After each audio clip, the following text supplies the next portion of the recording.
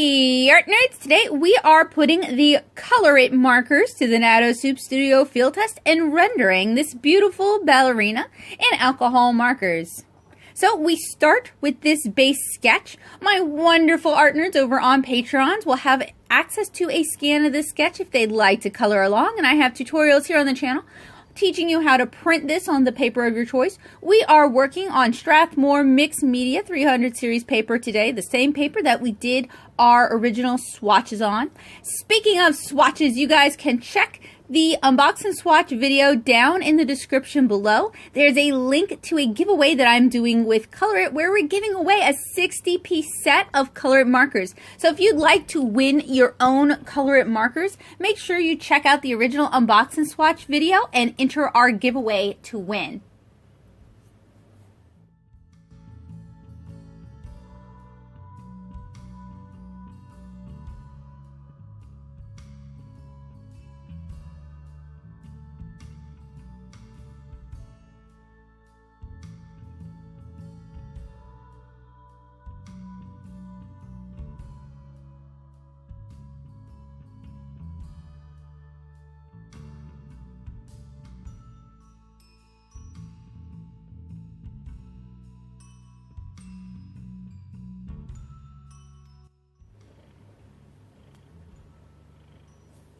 So that piece was inked with a Sakura Pigma FB brush pen. Those brush pens are waterproof and alcohol marker proof. If you're looking for brush pens that can stand up to the art that you want to create, I have a few videos on this channel that'll help you find exactly what you need. Speaking of finding exactly what you need, please do check the description below for a full transcript of this video, as well as links to where you can buy these yourself and a 25% off coupon.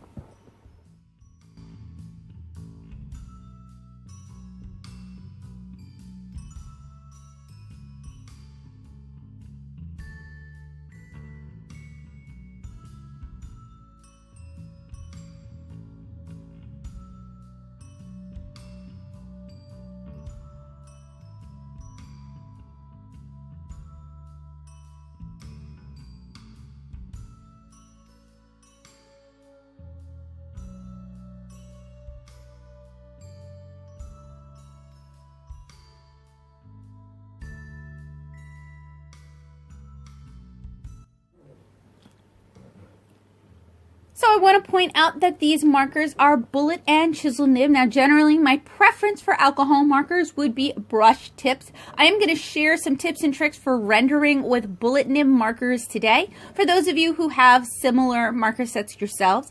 As we talked about in the original unbox and swatch video, these are very similar to the shuttle art markers. So I went ahead and I picked colors for the skin and hair first.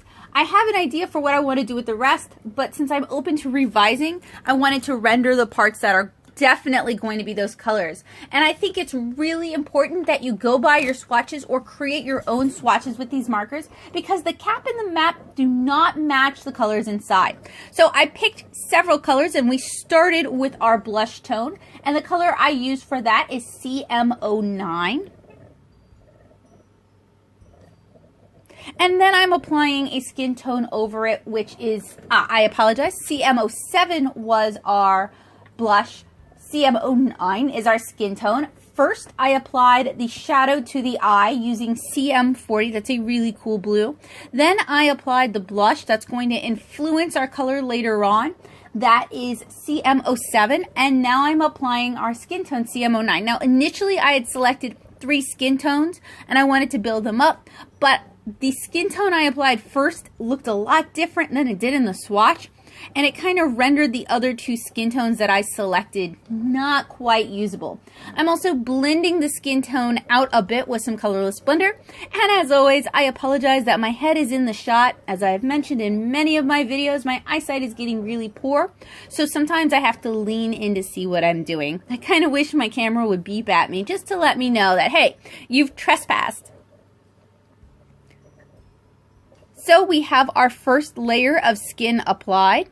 Now I'm going to go ahead and start in with her hair. And for her hair, I'm using CM19, CM20, and CM30.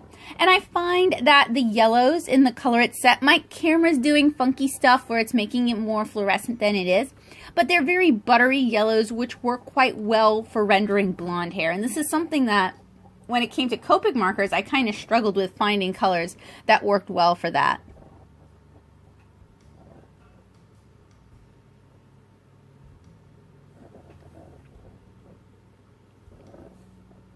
So once that had a chance to dry, I'm applying another layer. That would probably be CM20. Now the thing about alcohol markers is even though they dry incredibly fast due to the alcohol-based solvent, they do still take a moment to dry. Now if you work in them while they're still wet, while they're still open, you get softer blends, softer transitions. If you work with them after they've had a chance to dry, you're going to get more striking layers. Utilizing these striking layers makes rendering hair a lot easier because you can start to develop that really high contrast and that high shine. For our darkest color of the hair, I am using CM30. And for the most part, I am using the bullet tip. Now generally, I find bullet tips kind of difficult to use because they tend to bleed more than brushes do. So it's harder to get into fine areas than you might think. However, our other option is to use the chisel tip, and that's just absolutely not going to work for these teeny tiny fine areas that I'm rendering. So now that I have the hair and the skin colored, I want to start the crown. Now initially I was going to give her a little golden crown, but I thought that would mesh too much with the color of her hair. So instead we're giving her a silver crown. So for the base level layer on her crown, I did CM58. I'm giving it a chance to dry, and I'm coloring in the whites of her dress using the same color that I used for the eyeshadow, CM40. Now that the crown has had a chance to dry, I'm doing another layer of that base layer, leaving just a little hint of highlight. And then while that's still wet, I'm going in with our next darkest gray, CM56. You can start to see how the reflection builds up. And since I wanted her sleeves to be transparent, I went ahead and did the skin tone, CM09. Then I'm going over it with our shadow color, CM40. That's going to kind of blend it out and make it seem like the fabric is transparent. And then I go back into the crown using CM55, and we just use really short brush strokes, really short bullet nib strokes, I should say. So for her skirt, it's not going to be a light color like we're applying here, but I want to build up our color. So we are starting with CM40. And we're also going to use CM32, CM31, and CM33 for this. And to fill in those large areas, I ended up switching over to the chisel tip. It does take more manual dexterity and a little bit more hand-eye coordination to be able to use a bullet or a chisel tip like that. So take your time, work a little bit more slowly. So next I'm going in with CM32 and I'm blending them back out with CM40.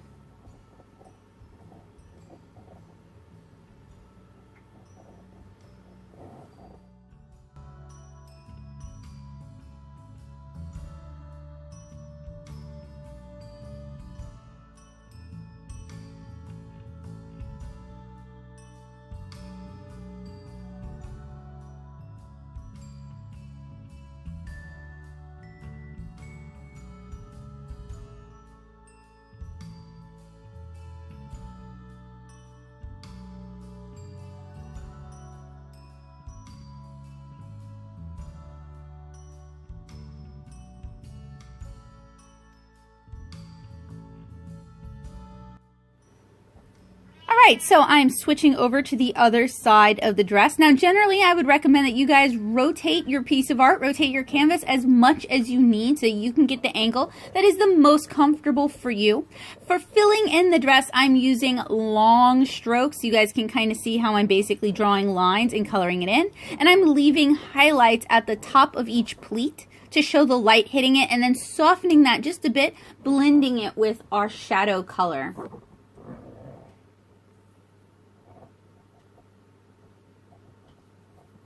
So now I'm going to go in with CM31 and I'm going to use the same method of coloring, leaving a little bit of CM32 highlight still visible.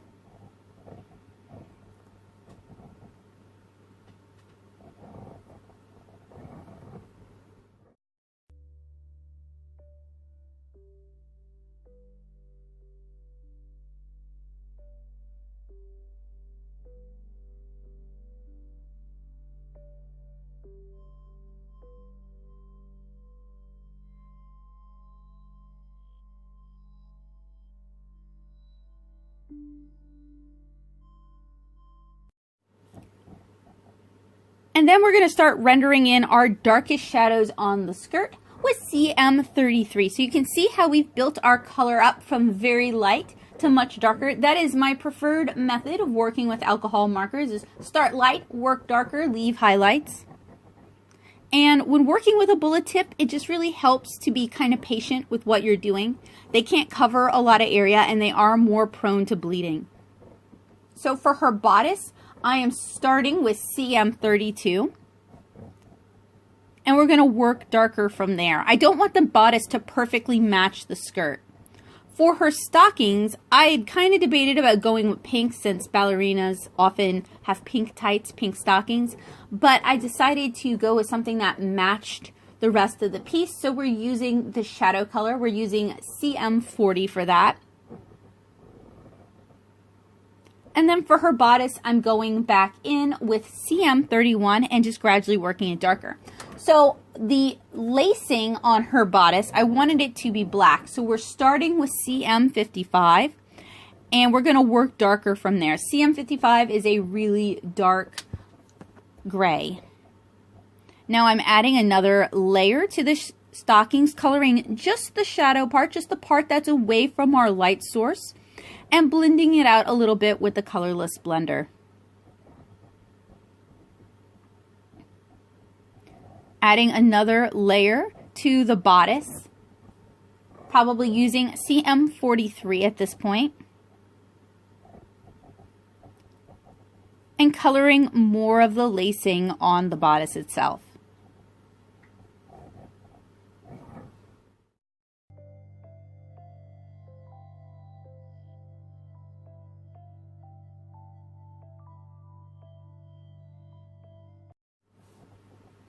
For her shoes, I'm using CM32, then CM51, and CM33.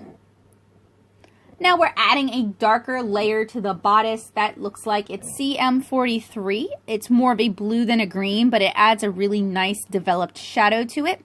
And you guys might notice I'm not just rendering one thing to completion, I'm kind of jumping around. That's to give the alcohol ink a chance to dry and evaporate so that subsequent layers stand out a little bit more. Going back in and adding another layer of shadow underneath the dress. And I don't know if you guys can see it, but I'm leaving a little bit of rim lighting and then blending it out just a little bit. All right, so she's finished. Now we need to think about doing a background. Now for this, I have a lot of different options, but I decided that I wanted to do something kind of simple and kind of Christmassy. So I did CM37 and I'm using the chisel nib to fill in the large area background. I'm just doing long downward strokes, trying to get them as close as possible. It gives it kind of a cute pixel background. It'd be really fun to do this with alternating colors, although it would take forever.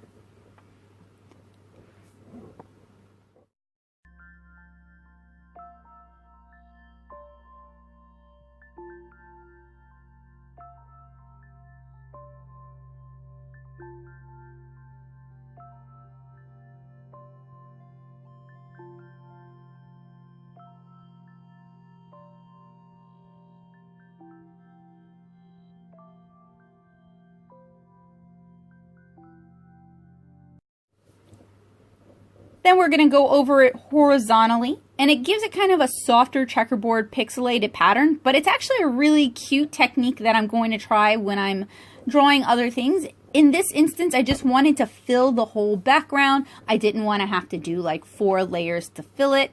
I wanted something kind of simple since this is just a field test.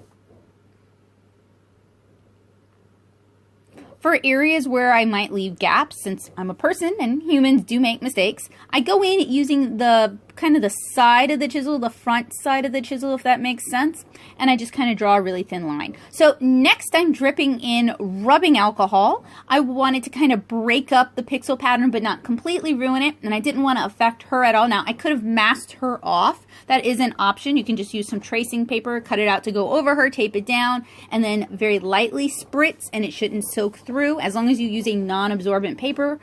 Wax paper would work well, parchment paper would work well, but rather than doing that, I decided to just be careful and drip drop rubbing alcohol onto the background, and I'm using these as the basis to paint snowflakes.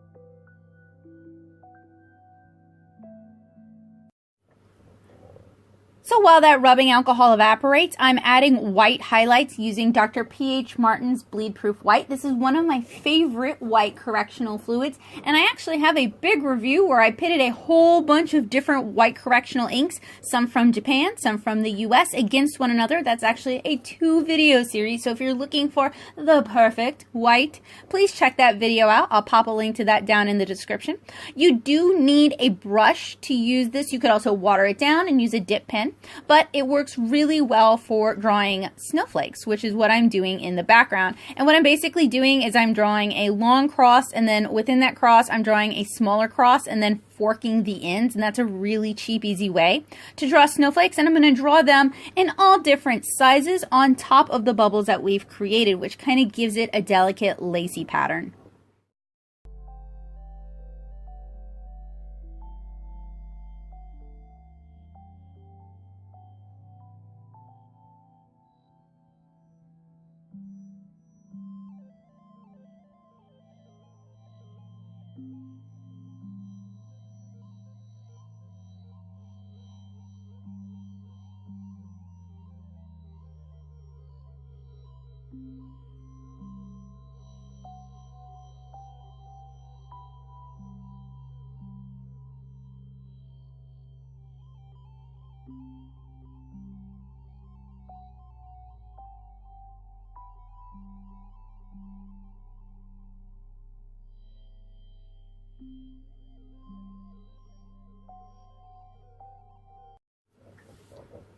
So while we do that, why don't we talk about the ColorIt alcohol markers, give you guys my verdict. I found that it was really hard to control color with the bullet nibs on these. I drew a fairly small illustration, and it's a challenge to control bleeding in such a small area. If you're working in coloring books that happen to have really tight confined spaces, the bullet nib is going to be a bit of a challenge, and it does take some hand dexterity. The size of the markers as well were a little bit fatiguing for my hands, because when you're working with just bullet and chisel tips, it does take you a little bit longer to render.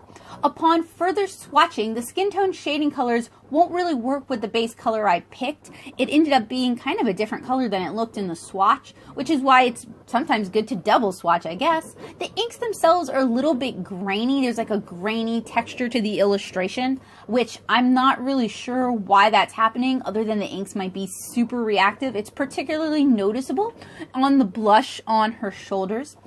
My arthritis was acting up on the day that I rendered this, and I'm finding it difficult to use these larger markers with bullet tips. Now, I always mention that at this point because accessibility is really important, and people can enjoy art and creating art at all ages, and some people have early onset arthritis. So if you struggle holding larger things because you have small baby hands like I do, these might not be the best markers for you. However, if you're looking for larger markers because you find some of the other markers on the market are too small and harder to hold, these might be a good pick. This set comes with good yellows for blonde hair, and that's something that I struggled to find with Copic. It's difficult to fill large areas with the bullet nib, challenging to get into tight spaces with the chisel nib. Most of my rendering is done with the bullet nib in short strokes, all going the same direction. The bullet nib is a little bit dry on this paper, so you may have more streaking than you expect. So ColorIt actually responded to my last video, and they said that they would keep some of the suggestions I made in the unboxing swatch in mind. So I'm really hopeful that ColorIt will consider brush tip markers, particularly foam rubber brush tip markers. That would be my recommendation. Rather than going with the cheaper fiber nibs, just go for the nicer foam rubber nibs. The 60 color set is approximately $50. It's like $49.99, and I have a 25% off coupon for you guys. Even though I do have some caveats with this set, I do think it's a good set. I really love the box, as I mentioned in the unboxing swatch video, and I think this could be a great set for somebody who's looking to get a lot of color. This would be a particularly good set if you already own some skin tones and you're just looking to add a lot of vibrant color to your collection. I am not a coloring book artist myself. I don't really do coloring books, so I do think these would probably bleed through the pages, but I would be excited to see what ColorIt puts on the market to accommodate their new markers. I do think with the right paper, the right printing, and no printing on the back, you could get a coloring book that would work really well with these alcohol markers. The caps themselves have nubs, which makes it easier to remove than some of the other alcohol markers that are on the market. So again, if you do have arthritis problems or grip problems, those nubs can be helpful. I would recommend you don't rely on the color chips that you see on the caps or on the container itself. Those are not 100% accurate. Just swatch them. But honestly, that is the case for most alcohol markers. I always recommend swatching when you start a project. Kind of helps you figure out your color theory and the color story you want to tell. So swatching is just good practice in general. I also like that this set came with a colorless blender. A lot of the marker sets that I've been reviewing recently and that my art nerds have access to over on Patreon don't come with colorless blenders, and I have to use my own. But I like it when sets come with colorless blenders because it's more inclusive. It's easier to go ahead and get started coloring, rendering, drawing with the set. So I hope you guys found this field test helpful, useful, and informative. I hope you enjoyed the tutorial portion of it. If you guys have any questions, we're going to lose comments soon, so you can get a hold of me several different ways. You can get a hold of me by email, which is my least preferred method. You can get a hold of me on Twitter at NattoSoup, N-A-T-T-O-S-O-U-P. If you join the art nerd community, you can get a hold of me on Patreon at patreon.com/NattoSoup, and that helps support the work I'm doing here on this channel, because even though ColorIt sent me these markers to review, I was not compensated for my time, experience, or talent in any way, shape, or form. So if you like what I do and you want to help me continue to do it, Patreon is a great way to join me. You can also get a hold of me on Instagram and check out the art that I'm working on at instagram.com/NattoSoup. Anyway, I hope you guys enjoyed this. There's a little sneak peek from the unboxing swatch that's already out. It'll be in the description below to show you how cool the box itself is. I hope you guys have a wonderful day. And if you're on the market for affordable alcohol markers, I hope you will give the ColorIt alcohol markers some consideration. All right, guys. Bye.